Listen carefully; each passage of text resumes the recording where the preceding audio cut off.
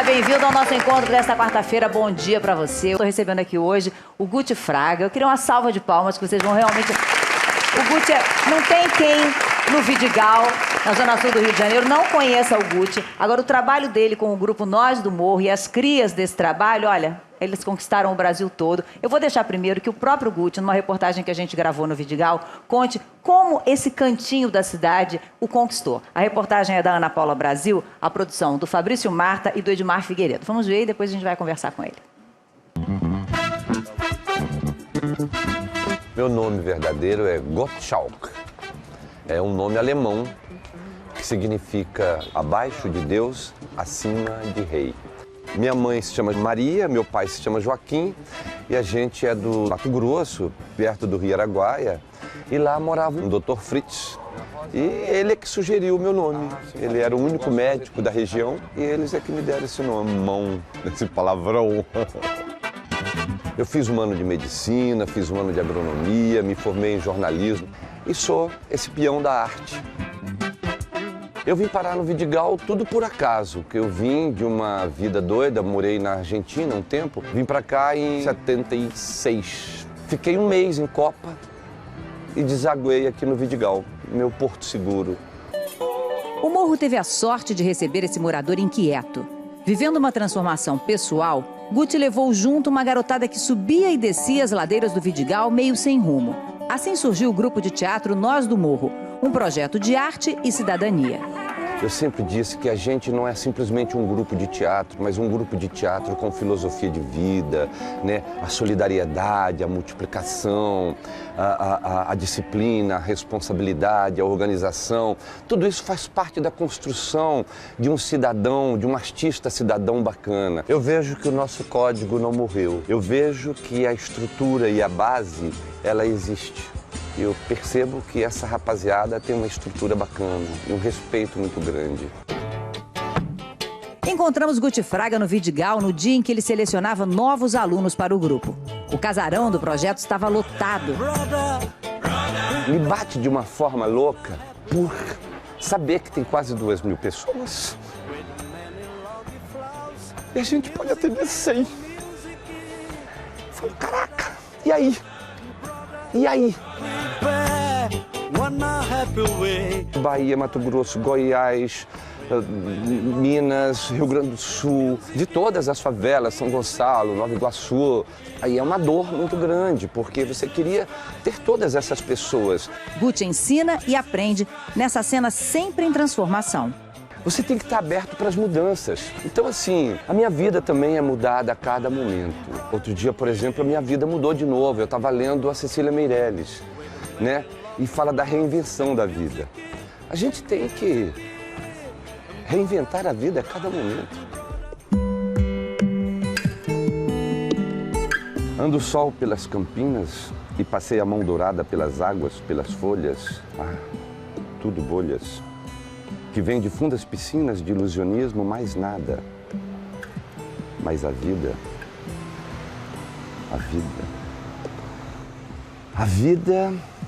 só é possível reinventada. Que lindo. Guti, eu imagino como você deva se sentir sendo visto como esperança, às vezes até como tábua de salvação para tantos jovens. Acho que é por isso um pouco daquela sua dor ali que era visível para a gente durante a entrevista.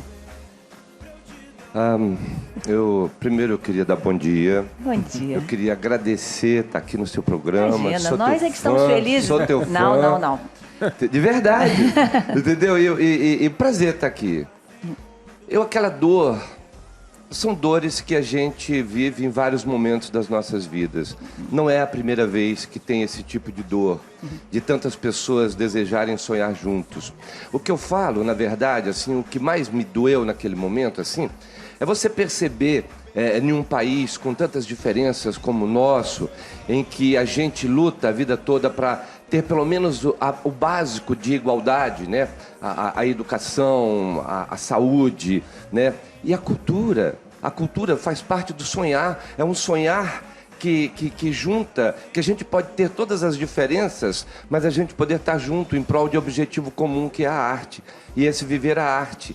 E o que eu sentia é que a gente podia estar tão mais forte junto. E tanta gente que não pôde entrar. Que não esse pôde ano ficar. não pôde entrar, foi muito puxado para mim esse ano. Olha só, quem não conhece o Vidigal, ele fica assim, entre a praia, é uma comunidade que fica entre a praia do Leblon e o Arpoador. É uma vista maravilhosa. Eu queria saber quem recebeu você no Vidigal quando você chegou. Muitos artistas passam por lá. Na verdade, ali era um bonde enorme que morava ali. Morava Vidigal Costa, Lima Duarte. Cláudio Mazo, meu brother, Arlete Salles, todo mundo morava ali, Danilo Caymmi, Tuca Moraes, era o Sérgio Ricardo, Jorge Maltner, todo mundo morava ali, na verdade, uma época, quando eu mudei para lá. E foi uma coisa muito engraçada, porque quando eu mudei para lá existia a favela e a não favela. E eu nunca fui de dividir sociedade na vida, nunca fui de dividir nada nesse sentido. E era muito engraçado ver que existia favela e não favela. Eu fui conhecer isso lá. Mas aí a gente percebe também que a gente é esse elo de cortar essas barreiras que existem, né? De que maneira você acha que o Nós no Morro, hoje a área é uma área pacificada, em pacificação, em processo de pacificação? Como é que você acha que até o trabalho de vocês ajudou a essa comunidade a se tornar uma comunidade mais pacífica? Não, eu acho que a cultura transforma qualquer ser humano. É tão importante que as pessoas percebessem isso, os governantes percebessem isso de verdade, né? O Nós do Morro, às vezes eu fico pensando, a gente fala, Lu, às vezes a gente fica conversando, Maricheila, a gente conversa sobre essas coisas, sobre essa transformação que o Vidigal vive hoje, né? Esse olhar imobiliário forte, que é natural que as coisas aconteçam. Mas o Nós do Morro soma muito para essa transformação que acontece, essa aculturação. Porque são 27 anos de vida. Hoje são os filhos dos filhos que estão fazendo Nós do Morro. São pessoas que estão criando seus filhos ali dentro do Nós do Morro. Pessoas que começaram pequeno dentro do Nós do Morro. Deixa eu então apresentar quem está aqui com a gente. A gente está recebendo também a atriz Maricheila. Bem-vinda, bom dia, obrigada. Bom dia. A atriz e diretora aqui com a gente também, Luciana... perdão, o sobrenome me faltou agora. Bezerra, Luciana Bezerra, bom dia, muito obrigada. E o grupo Trio Ternura aqui com a gente também. Ternura. Obrigada pela presença. Maricheila, você foi a primeira criança a ser aceita no grupo. Como é que isso aconteceu? Ai, tô muito emocionada. Eu fui a primeira criança porque eu morava literalmente em frente. E assim, o Guti na época chamou a minha mãe e o meu irmão para fazer parte do grupo. E eu ia porque eu tinha 7 anos de idade, não tinha nada para fazer. E eu ia para lá assistir. E eu lembro, da primeira vez que eu entrei no teatro, aquela sensação, eu fiquei encantada quando vi aqueles refletores, aquele palco imenso, coxinha, eu falei, eu quero fazer parte disso. Aí eu fui ao Guti, eu falei, Guti, eu quero fazer teatro também. Ele, mas não tem nada pra você fazer aqui, não tem criança no Nós do Morro. Mas eu ganhei pela insistência. É verdade, não. Porque era uma peça que a gente estava fazendo do Martins Pena, Os Dois, o Inglês Maquinista. Então a mãe dela, eu tinha convidado, a mãe dela morava em frente, eu convidei a mãe dela para fazer, na verdade, para fazer uma participação. Ela só entrava e ficava parado com a senhoria, e aí depois ela só atravessava o palco e ia embora. E a Maricheila me encheu tanto saco querendo participar, que eu falei, tá bom, Maricheila. Aí quando ela veio, me deu uma ideia genial, que ela, com a mãe dela, quando ela ia embora, eu botava assim um meio Philip Glass, um minimalismo, e ela atravessava o palco em câmera lenta. E ela ganhou aquela cena ali, foi ali que aconteceu, foi a primeira, né? Nunca mais parei. Olha só. Fiquei apaixonada. Eu lembro quando criança, minha mãe queria me castigar, falava, você não vai ao teatro. Era a pior coisa que podia acontecer. Pior coisa, eu cresci ali. Luciana também foi aluna e hoje qual é o seu papel nesse trabalho? É um papel bastante difícil e de responsabilidade. Desde janeiro, eu entrei para a gestão do Nós do Morro. O que significa, junto, você pensar que precisa ajudar o Guti a gerir, além de um projeto cultural, a gerir vidas também, porque foi isso que ele fez comigo, que ele fez com a Mary, e que a gente precisa fazer, porque hoje não somos mais 30. Somos 300, às vezes, quando soma os outros lugares por onde a gente passa, como Saquarema, Nova Iguaçu e tal, vamos indo a 500, outros 600, núcleos do trabalho de vocês em outras cidades do Rio, né? Bem tenso, porque essa forma de vida, né, que é você escolher viver em grupo, bom, não já diz, é grupo, você não pode mais estar sozinho. Então você não pode ter mais só os seus problemas. Você tem os problemas do grupo. Somos um grupo. Estamos juntos. Mas eu acho que é isso também que fez a gente tá aí. São 27 anos, né? Eu tenho 20 anos nesse grupo. É tempo pra caramba. Olha só. A gente tá ouvindo agora essa música, olha só. É o Melanina Carioca, que já teve várias vezes aqui no encontro, cria também desse projeto. E hoje a gente está recebendo uma outra cria do projeto, Trio Ternura. A gente vai conversar com eles depois do intervalo, mas antes eu vou pedir para eles primeiro se apresentarem cantando, que eles fazem isso muito bem. Só se for agora. Só se for agora, e a gente vai ouvir o quê? Fases do amor. Fases do amor. Fases Então, do amor. eu vou ver vocês de frente. Eita. Vou pra cá.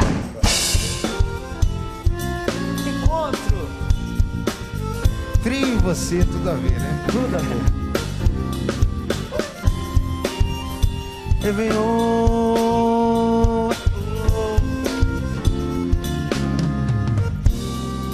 Sei que não foi nada do que a gente imaginou. A gente mal se conheceu, casou, tentando pular as fases do amor. Sim, eu vou embora, mas nada de se magoar. Não, pra não ter fim teve que separar. Estranho, me sinto agora bem mais perto de você do que eu queria. Jama, Dum Neves e Rafa. Daqui a pouquinho a gente vai falar com ele depois do intervalo. E ainda o depoimento de uma das maiores atrizes do Brasil, pro Guti Fraga. Você quer saber quem é? Você quer saber quem é, Guti? Só depois do intervalo, já já.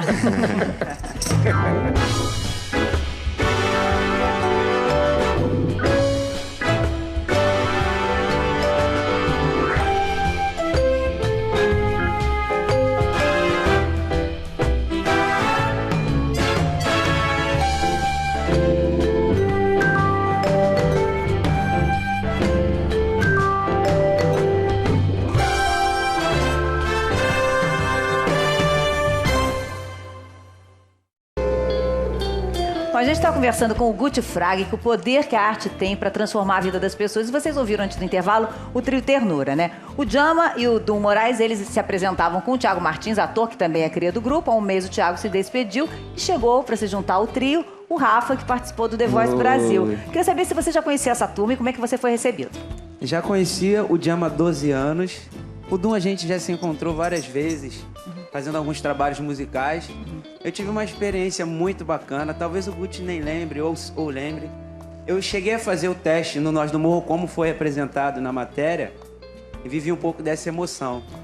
Onde eu pude cantar, aí o Guti, ele até ligou pro Jama depois, falou, pô, esse rapaz canta bem, acho que ele me passou só porque eu cantei, porque eu não levo muito jeito pra essa coisa, mas apesar de gostar demais, tenho até vontade de voltar a fazer o teatro. Já mandou o recado. Já mandou o recado. Depois a gente... Mas vai ter que fazer teste, não adianta. Então, e eu já conheci o Jama há 12 anos e depois de tudo isso, tive a oportunidade de estar com essa galera fazendo esse trabalho cheio de energia. Jama, como é que você acha que o Nós do Morro atrai esse pessoal mais interessado em música? Quer dizer, como é que chegou até você? Assim, o Vidigal é um berço, né? Um berço, assim, de muitos talentos, assim. E coisa boa atrai coisa boa, né? Gentileza gera gentileza. E é isso que o Guti, pra mim, assim, é um cara que não é só um ídolo na minha vida, assim. É como meu pai, minha avó, minha mãe. Ele é uma escola de vida, né? Ele me ensinou muitas coisas.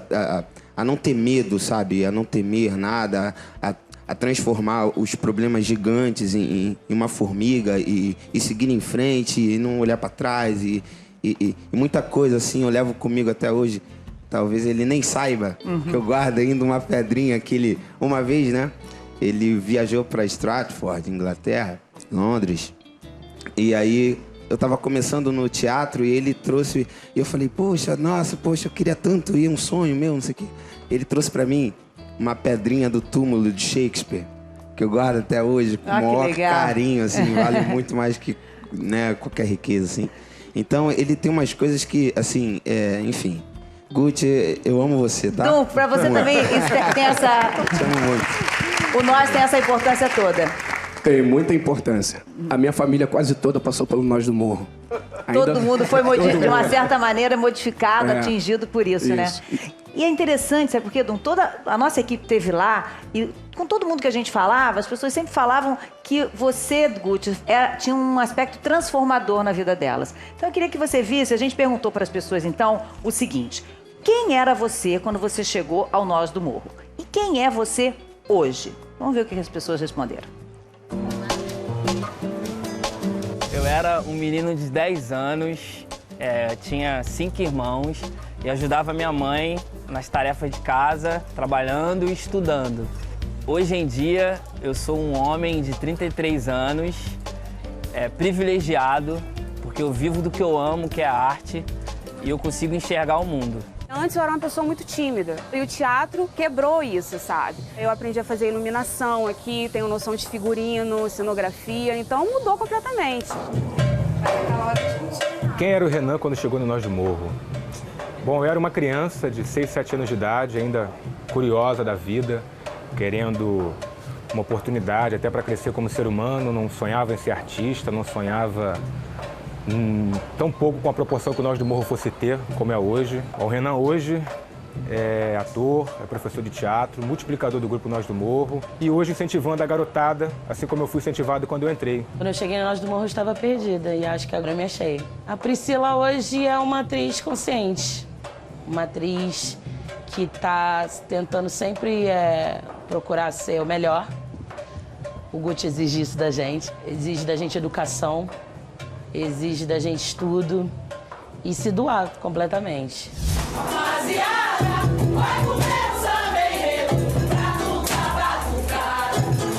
A Europa tem um problema muito sério. Todo olhar, inclusive cultural, é voltado para o passado.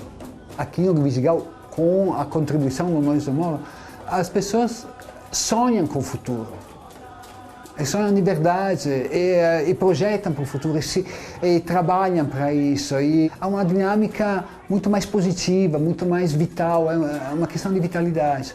Quando cheguei no Nós do Morro, eu era uma pessoa que queria muito conhecer, que buscava conhecimento humano, que buscava conhecer as pessoas do lugar onde eu havia resolvido viver. E hoje sou o mesmo. Continuo sendo aquilo, buscando.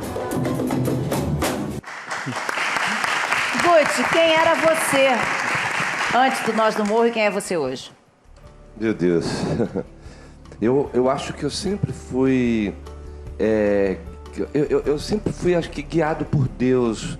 Acho que os deuses da arte sempre me iluminaram, porque eu fui um cara, numa época de uma geração, onde não havia diferenças sociais, no sentido, porque a educação, a escola pública, era uma escola de qualidade. Então, dentro dessa escola pública, toda a classe social se relacionava bem. E eu venho dessa geração, de uma relação independente de classe social. Então, eu sempre tive oportunidades na minha vida. Eu sempre fui um pobre que tive oportunidades. Eu tive oportunidades, claro que os meus pais sempre se sacrificaram muito para... Bom, vou te dar para te proporcionar, provavelmente, aí você quer dizer tudo que você pôde ter, né? Não dar oportunidades, na verdade, porque oportunidade acho que é a grande barreira na vida das pessoas, né? Oportunidades. E eu sempre tive essas oportunidades. Mas você sabe que é uma pergunta recorrente aqui? Você, no início, hoje é uma grife o Nós do Morro, todo mundo procura vocês, a gente viu na matéria, mas no início, vocês sofreram um preconceito? Foi difícil? Eu não sei, eu nunca emburaquei nessa história não, porque o meu foco sempre foi muito claro. Quando a gente chegou, eu estava até brincando com a Maricheira quando ela falou, porque aquele palco grande, né? Era uma capela, na verdade, um padre que tinha lá e que não tinha uma boa relação com o arcebispo e tal, porque ele vivia com a morena e tal. Então ele tinha um espaço enorme, uma capela, e ele não podia celebrar missa.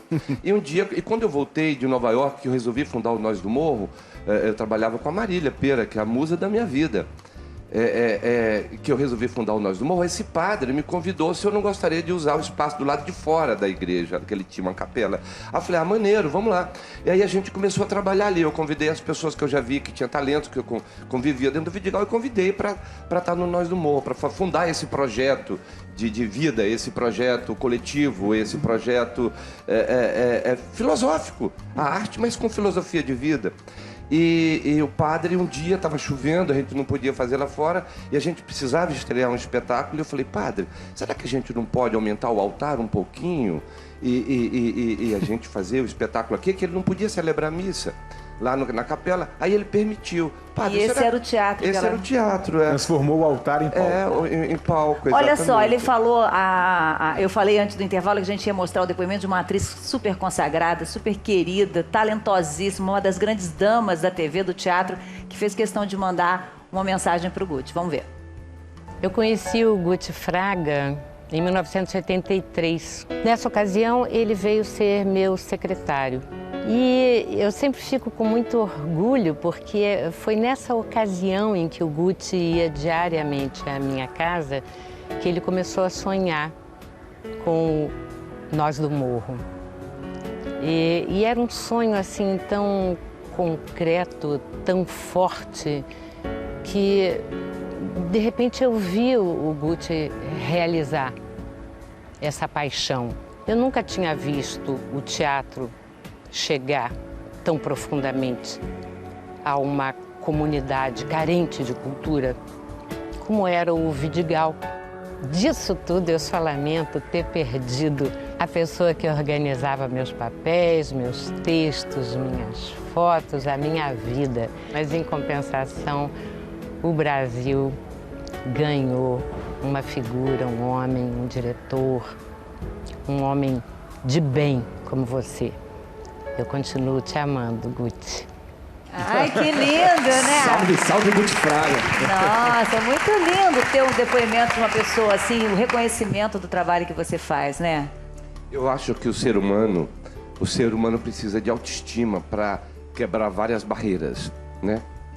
E a Marília foi uma pessoa que talvez mais me deu autoestima. E foi que eu tive coragem. A gente precisa dessa força, desse empurrão. Marília, porra, você é eterna na minha vida. A gente falou tanto de quem era antes e depois, e você? Você nem se lembra de você antes, né, Mary Sheila, antes do Nós do Morro? Meu referencial é o Nós do Morro, né? Eu comecei lá criança, com 7 anos. Uhum. E assim, o Guti sempre falou pra mim, eu tenho o meu paizão, né? Que é o Pelé, mas o Guti foi o meu pai nas artes. Ele acompanhou todo o meu desenvolvimento, né? E ele falava, Marichela, você tem que se dedicar a isso aqui, porque você não dá pra fazer mais nada na tua vida. Vai se ser dedica. Isso, né? Se aplica. Olha só, você falou, Djalma, de uma pedrinha que ele trouxe, né? Em 2006, o Nós do Morro foi se apresentar na terra do Shakespeare, né? Na Inglaterra. E como é que foi acompanhar essa turma até lá e viu? Eram só 2 grupos convidados nesse festival, né? Exatamente. Foi lindo mesmo, porque, na verdade, nós Olha só, do Royal Shakespeare Theatre. Nós já conhecíamos a Cicely Berry, que é diretora de voz do Royal Shakespeare Company, que é essa senhora linda ali, que é uma das pessoas... Essa aí, olha, a Cicely, é uma das pessoas mais importantes do mundo na voz, né? E ela é 45 anos que ela é diretora de voz lá do Royal Shakespeare. Então, essa parceria com o Paul Heritage, que aí um dia teve essa mostra de obras completa em Stratford. Aí nós fomos para lá. E esse grupo teve o privilégio de viver com a vida do Royal Shakespeare Company. A gente ficou 20 dias trabalhando, depois voltamos para o Brasil, preparamos o espetáculo, voltamos, ficamos novamente um mês lá e apresentamos. Foi de uma emoção única. E depois fizemos o Barbican em Londres também, um mês lá. E agora estão preparando uma ida para Portugal, é isso? E agora indo para Portugal com Bandeira de Retalhos, uma peça linda do Sérgio Ricardo, um muso também na nossa vida. E estamos aí, caminhando com Bandeira de Retalhos. Olha só, teve uma convidada também, uma senhora que é uma das moradoras mais antigas do Vidigal e que também quis te mandar um recadinho. Vamos ver. Ah, meu Deus.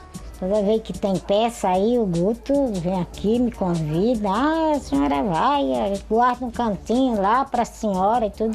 Ele faz questão que eu vá. Guto, eu falo pra você que foi uma coisa muito boa que você fez, porque o morro é tido só como coisa, né, coisa ruim. Você tirou muitas crianças da rua, já fez artista aqui, então um projeto muito bom que você fez. Te admiro muito, gosto muito de você, tenho orgulho de ser vizinha do projeto, tenho orgulho de ser do Vidigal, ser vizinha de nós do Morro. Falou de boca cheia, né?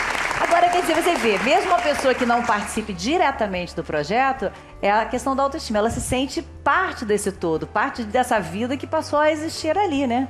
É a coisa mais linda, todo espetáculo que tem, tudo que acontece, realmente eu faço questão de convidar as pessoas, as senhoras, esse acesso realmente ao teatro. E eu tenho um prazer enorme. Dona Joaninha é uma musa, é uma inspiração, né? Eu acho que é tão bonito quando você tem essa relação que o ser humano te inspira tanto a viver. Isso faz parte de renovar, de renascer. Sabe? Olha, para nós todos aqui, conversar com você também fez parte dessa experiência hoje, de ter esperança. Acho que num dia que a gente começou falando de coisas tão duras, de renovar, de renascer, de seguir em frente. Eu agradeço muito você estar aqui com a gente vai continuar conversando. Okay. E olha só, o Guti, além dessa trajetória encantadora que a gente está vendo no projeto Nós do Morro, ele também tem uma história muito bonita dentro de casa. Ele ajuda a criar 3 adolescentes que estão aqui com a gente, né? Na verdade, meio paizão também. Por que você resolveu, na verdade, 2 deles você até fica com eles durante todo o tempo, como com a guarda dessas crianças, isso, né? É. E o que te levou a isso? Muito tempo livre. Coisas da são coisas da vida, mas a gente, na verdade, nós 3, nós dividimos vida, né? O Ramon tá comigo desde os 3 anos, que a Denise, a mãe dele, é que toma conta de mim, da minha vida. Olha o Ramon. O Ramon desde os 3, 4 anos, desde que ele fez o clipe do Rapa, Minha Alma. E os meninos, o Matheus e a Natália, estão comigo há pouco tempo. Na verdade, eles eram de Saquarema, da Casa do Nós. A casa que é uma espécie de multiplicadora do trabalho de vocês. Né? E eles chegaram um momento que o sonho era mais forte na vida deles e a condição real não permitia. E aí a gente se juntou mesmo e estamos dividindo a nossa vida. É uma família linda, olha só. Olha só, então a gente volta daqui a pouquinho exatamente para discutir uma história relacionada à adoção, na verdade. É uma jovem grávida que acha que não tem condições de criar o filho e quer entregar o bebê para adoção. Só que a mãe é contra. Quem tem razão? Eu quero ouvir a sua opinião depois do intervalo, já já.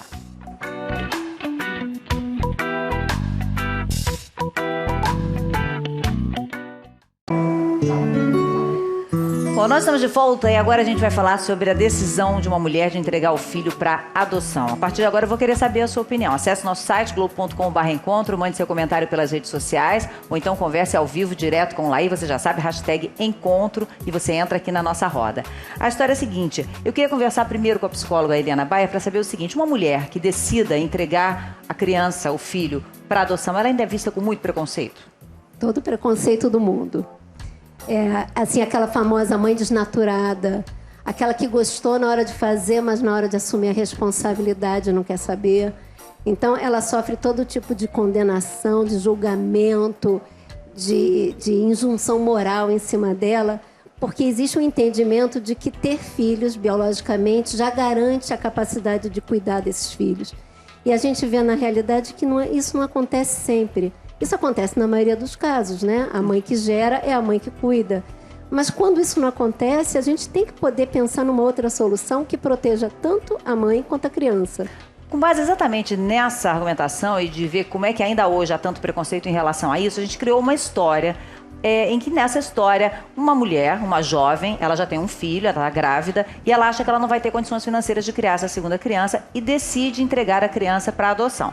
Mas a mãe, no caso a avó, né, da criança, é completamente contra. Nós convidamos as atrizes Tata Lopes e Raquel Carataca para interpretar a mãe e a filha. A produção é da Nathalie Reinoso.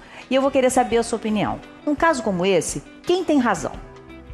É claro que eu errei, mas aconteceu. Fazer o quê? A única coisa que eu sei é que no momento não tem condições. Se fica dizendo que não tem condições, por que não pensou antes de fazer? Agora ela tem que assumir. Uma criança pode ficar sem pai, mas sem mãe, nunca. Olha, eu saio de casa antes das 6 da manhã, entendeu? Eu trabalho de manhã, à tarde, à noite, eu ainda vou pro curso, que é pra tentar melhorar minha condição, entendeu? Eu chego em casa pra mais de 10 da noite, quer dizer, o meu filho de 4 anos já tá no 3º sono. Dou banho, dou almoço, levo à escola. tudo isso por conta do pai que sumiu e foi embora pro estrangeiro? Olha, eu agradeço, assim, a minha mãe todos os dias e peço a Deus, assim, que dê saúde pra ela, entendeu? Porque sem ela não tinha a menor condição. Mas o problema é que minha mãe não tem renda, entendeu? Então isso é eu que sustento ela. Aí fica muito pesado, chega no final do mês não sobra um centavo. Quem cuida de um, cuida de dois. O que faz doer o meu coração é pensar que essa criança vai nascer e a gente vai dar como se fosse uma mercadoria. Não. Pode deixar que eu crio. Sou avó. E a avó é como diz o ditado, é mãe 2 vezes. É difícil. Eliana, numa situação como essa, você acha que a família, a avó, ela tem um direito de interferir numa decisão assim? Olha, essa já é uma situação incomum, porque a maior parte dos casos, essa decisão de entrega é tomada na solidão. Porque as pessoas que ainda contam com algum suporte familiar, elas podem, eventualmente, contar com a família para ajudar a criar o filho. E isso não é uma exceção, a gente vê um monte de crianças que é criada no seio da família. E se a família é uma família boa, uma família cuidadosa, amorosa, tá perfeito, a criança está sendo protegida, garantida. Agora, a maior parte das situações são mães pobres, mães desamparadas, abandonadas. A situação financeira é que mais pega realmente nisso, nessa hora? Não é o motivo, é um pano de fundo comum. Porque pobreza, assim, a gente está num país de contrastes, um país com muita pobreza, e não é toda mãe pobre que entrega seu filho. Tem um componente a mais, que normalmente é o desamparo em que ela se encontra. Ela não tem esse apoio familiar, do caso que você mostrou. Ela normalmente não tem um companheiro do lado dela. Essa criança foi gerada de um relacionamento eventual ou numa situação de violência. Então, ela está absolutamente solitária e ela pode se sentir realmente sem condição pessoal nenhuma de assumir um encargo que uma criança exige de alguém. Aqui na primeira semana do encontro, em junho, a gente tratou de adoção e a gente apresentou uma carta escrita por uma mãe que eu nunca vou me esquecer. Uma mãe de uma criança ela adotou uma criança e ela fez uma carta de agradecimento às mães que não deixam seus filhos abandonados, às vezes numa lixeira por pressão da sociedade, ou por medo, ou na maternidade, mas que entregam, porque você entregar uma criança, como você falou, pode ser um ato de amor. Abandonar uma criança é crime, né? Abandono de incapaz é crime. Então, que você reflita muito nesse momento. Se você realmente não pode, ou se você não se sente em condição, que você realmente decida uma maneira correta de dar um destino àquela criança que não pediu para estar ali, né? A gente vai ver mais um pedacinho da nossa história, dessa história que a gente criou para discutir aqui hoje, para a gente ver quem tem razão, se é a moça que quer dar a criança, entregar a criança para adoção, ou a avó que quer ficar com o neto. Vamos lá. É claro que foi difícil tomar essa decisão. Eu sofri, me angustiei, fiquei noites sem dormir. Mas aí eu pensei com a razão e não com o coração. Assim, doar meu filho para adoção ia ser o melhor, sabe? Para mim, para ele, para minha mãe e principalmente para o meu outro filho, né? Que ia perder em condição. Dinheiro não é tudo. Esses jovens crescem só pensando em ter condições de comprar coisas, ter coisas. E às vezes esquecem do que é mais importante, que é amor, carinho. Quantas mulheres querem ser mãe e não podem, né? Então elas precisam de alguém que doe uma criança para ser adotada, né? Eu acho que doar um filho, assim, é um ato doído, mas também é um ato de desapego. Eu acho que de amor ao próximo. Eu tenho certeza, assim, que vai ser muito melhor para o futuro do meu filho. O que eu não admito é a pessoa se negar a assumir a sua responsabilidade. Tá? Se tá grávida, tenha o filho e assuma. Tá? Ela já fez isso com o outro dela e deu certo. Guti, você ouvindo essas histórias, você certamente lá em contato com Nós do Morro já viveu, já viu, já soube de várias situações como essa. O que você acha que realmente deve ser importante numa hora de tomar uma decisão como essa? Já precisou dar uma orientação, ajudar alguém? Acho que a gente, na verdade, lá dentro do Nós do Morro, a gente divide a vida o tempo inteiro. Foi lá no Nós do Morro que eu aprendi que eu não consigo tomar uma cerveja e ter alguém precisando comer. Eu não tenho como, entendeu? Porque nós temos muita realidade. Mães que têm filhos e que realmente não têm condições de comprar 4 pães. Entendeu? Às vezes ela tem condições de comprar 2, e às vezes tem essas complicações. Às vezes tem pessoas que a gente não tem que estar retratando também. Mas tem pessoas que têm essas dificuldades e que a gente, graças a Deus, eles têm a abertura de chegar na minha porta e bater, e a gente poder estar dividindo isso, não só na minha casa, quanto dentro do Nós do Morro. Nós temos uma cozinha multiuso, né, lá que você pode, a gente vai e tem algum problema, é um miojinho mesmo, e vai, a gente sempre, eu acho que a gente tem que estar somando com essas dificuldades que elas acontecem, elas têm o tempo inteiro. Olha só, Helena, daria para você assim, algum tipo de conselho, além de... Você falou que procurar uma vara da infância e da juventude pode ser um primeiro passo para uma mãe que esteja numa situação desesperada. É difícil que elas cheguem à vara, elas têm medo, elas sempre acham que vão ser presas, condenadas, julgadas, e elas vão se reportar normalmente a alguém da comunidade, ao pastor da sua igreja, a uma vizinha, alguém da escola. Elas vão procurar falar disso para alguém. E é importante que todo mundo encaminhe essas mães para a vara de infância. Por que na vara de infância? Primeiro porque é lá que se decide a adoção. As pessoas, por mais bem intencionadas que sejam, elas não podem arranjar família para a criança de alguém. Isso daí é ilegal. A adoção é um processo jurídico, ele tem que correr por conta de uma vara de infância. Não, nada de, olha, não, deixa que eu cuido, deixa que eu fico, eu tenho uma amiga que quer. Isso não pode funcionar assim. Tem que ser via juiz, tem que ser através da vara de infância. E elas são encaminhadas para a vara de infância, são ouvidas, são orientadas, são acompanhadas. E se essa decisão se mantiver até depois do nascimento da criança, a gente garante para a criança uma adoção legal. Legal, já, correto. Luciana, no caso aqui da nossa história, quem que você acha que está com a razão? Pensando nos personagens que a gente apresentou. É muito difícil, né? Até porque é um personagem que já tem um filho. Então, não é exatamente não querer ser mãe, né? Que ela quer. Só que ela se sente pressionada, porque 2 ficou demais, né? Porque eu tenho um filho. Devo dizer que eu não tenho nenhuma vontade de ter outro filho. Eu acho que ele tem que ser filho único e irmão dos seus amigos. Porque é isso que vai ajudar a nossa vida, né?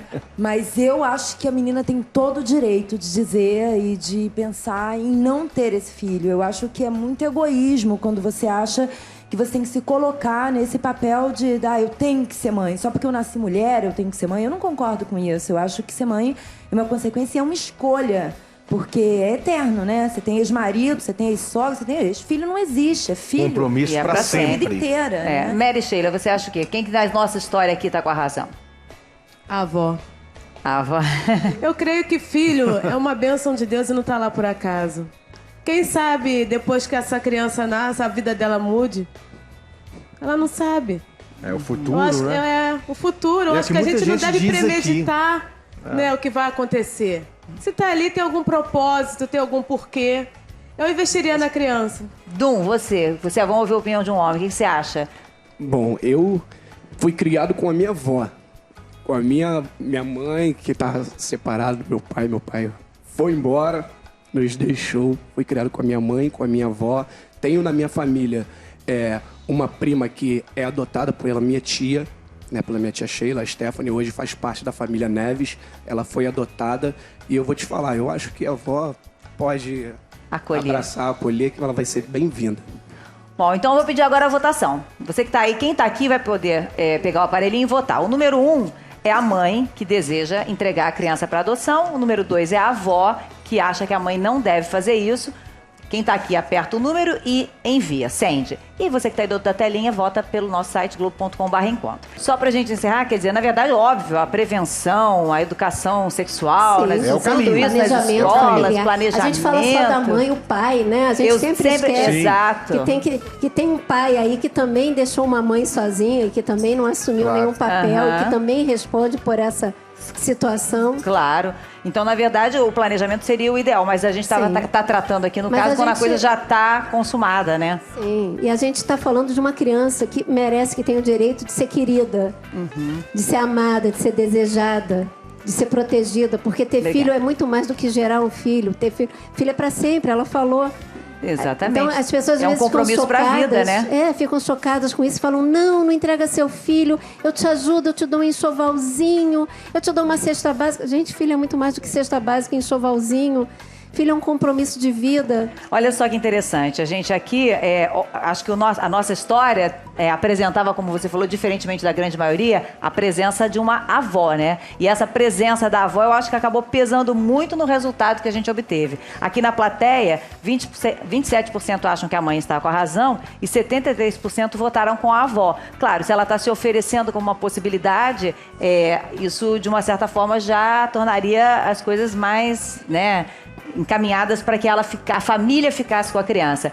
E na internet, o resultado parecido. 22% acham que a jovem está com a razão e 78% votaram com a avó da criança. Eu acho que é só importante a gente frisar que pensar, refletir, né? Todos esses atos que a gente toma, todas essas decisões são para sempre. Né? Então, tanto pode ser realmente um ato de amor, de generosidade, entregar uma criança para adoção e dar a ela a oportunidade de ter uma família, como o caso do Dudu e tantos outros. Se há dentro do ambiente familiar essa possibilidade também, por que não fazer um esforço, já que a situação já está feita, né? E acolher aquela criança também. Olha só, o nosso encontro está chegando ao fim. Adorei mais uma vez ter a sua companhia. Muito obrigada. Olha só, amanhã você não pode perder o especial Vem Aí, que começa logo depois da novela Salve Jorge. Você vai descobrir tudo que a Globo preparou para 2013. As novidades, os programas, as estrelas que estarão na nossa telinha, todos juntos, uma festa linda. Então você já sabe, amanhã, depois de Salve Jorge, tem um encontro marcado com o show Vem Aí. E a gente se encontra aqui também mais cedo pela manhã, logo depois do Bem-Estar. E a gente, então, encerra por aqui. Uma ótima tarde para você. A gente se vê amanhã. Tchau, tchau.